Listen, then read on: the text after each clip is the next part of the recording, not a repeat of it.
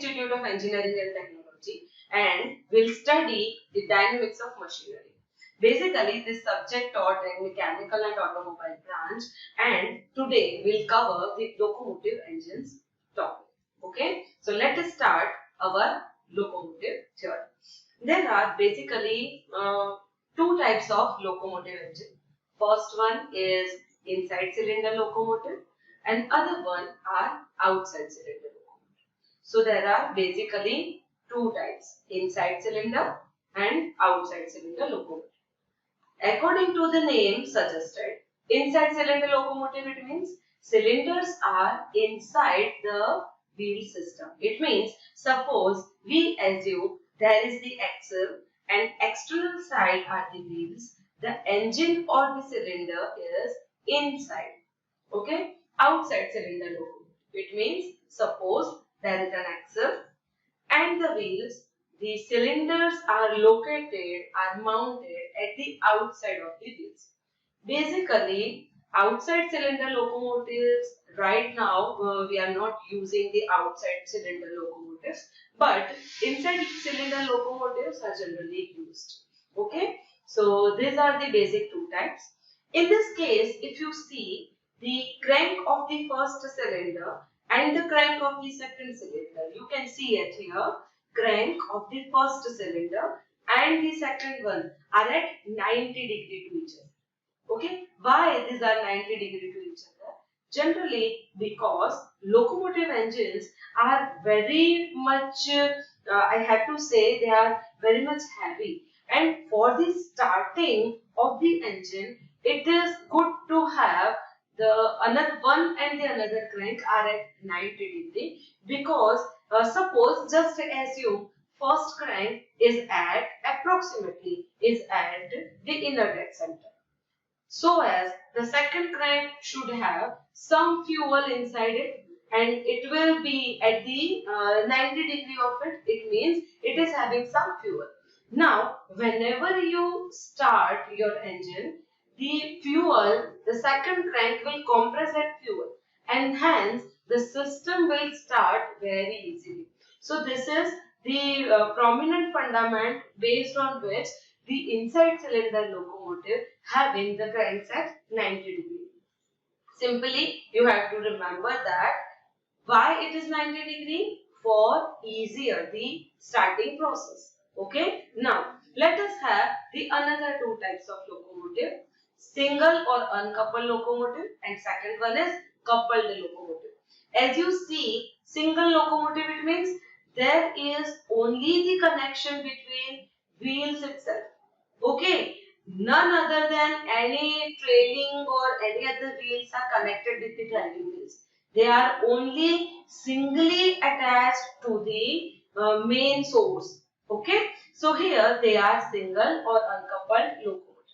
Now what is the meaning of coupled locomotive? As you all know, coupled, it means that should have some driving and leading or trailing wheels. Okay, so in a single locomotive, there the full power is only transmitted to the driving wheel, and the driving wheel will just carry the full vehicle. But in coupled locomotive, not only the driving wheels are connected, power is transmitted to the driving wheels only, but from this driving wheel, from this coupling rod, because driving wheel is connected with the coupling rod to the leading as well as trailing wheel, and hence they all are helpful in driving the locomotive. So here this is another two types of locomotive, single or uncoupled and coupled locomotive. Remember students, single or uncoupled as well as coupled locomotive, it is having original types, it means outside cylinder locomotive as well as inside cylinder locomotive. You have to remember this. So there we have studied four, according to the wheel position or according to the cylinder position. Okay, so according to the cylinder position, there are two types, inside cylinder and outside cylinder. According to the wheel location, it is coupled and uncoupled. So you have to remember all four types. Now, in generally, as we all know, because of the reciprocating mass, okay, it is only partially balanced. As we all know, the reciprocating masses are only partially balanced. So here, because of the partial balancing of reciprocating parts, two-cylinder locomotive having basic three effects as you see in our diagram. First effect is variation of trailing force. So here, as you all know, variation of tractive force means there is because of the some automobile as well as mechanical student, they have already known about tractive effort. Okay, it is just the reactive effort from wheel to the road. It is a tractive force. There is the variation in this tractive force due to the reciprocating parts effect. Hence, we have to consider this variation of tractive force. Okay, and it is partially balanced. It is only due to the partial effect of reciprocating parts.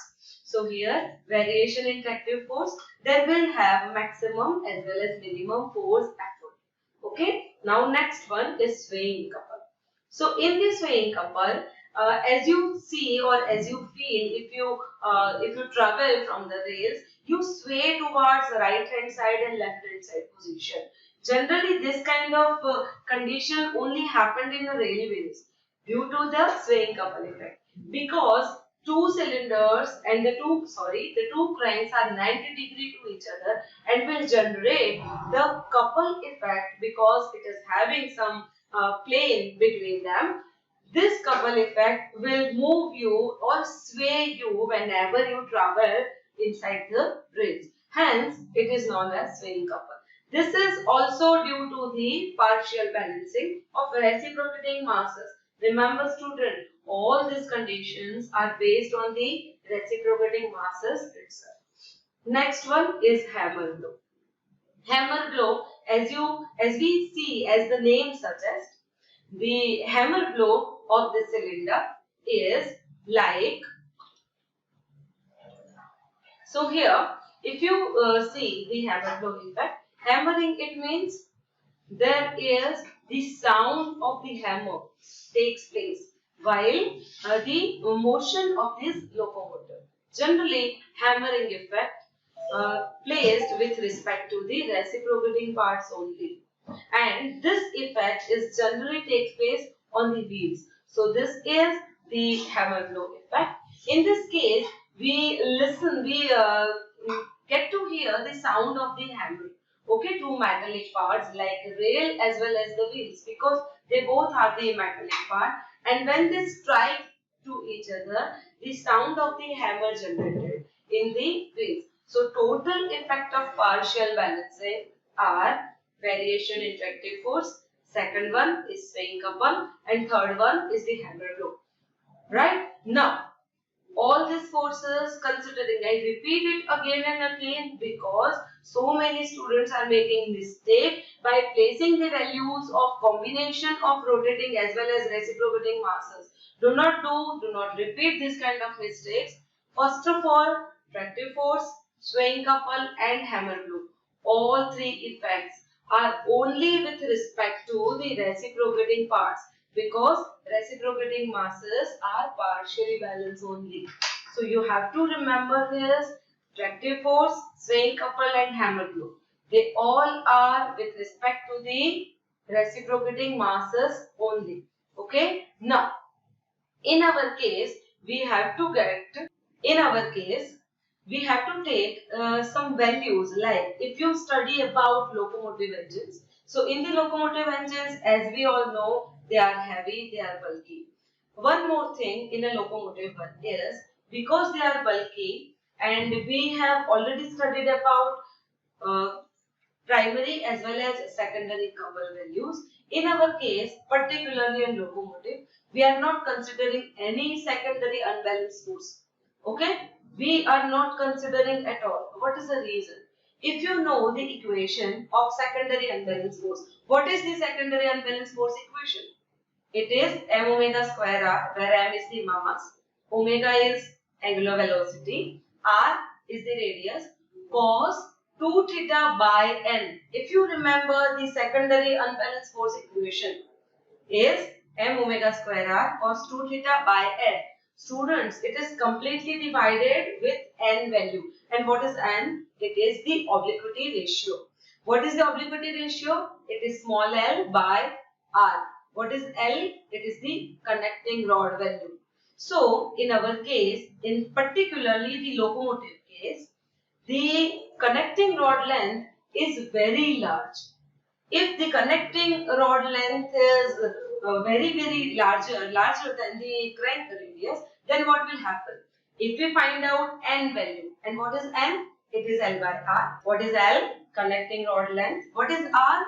Crank radius, as we have already discussed. Now, if we have the values of length L with respect to R, if length L is very much higher than the radius R, then what will happen? The value of n will be very much greater than the value of n will be very much higher. And by these values, what we are getting?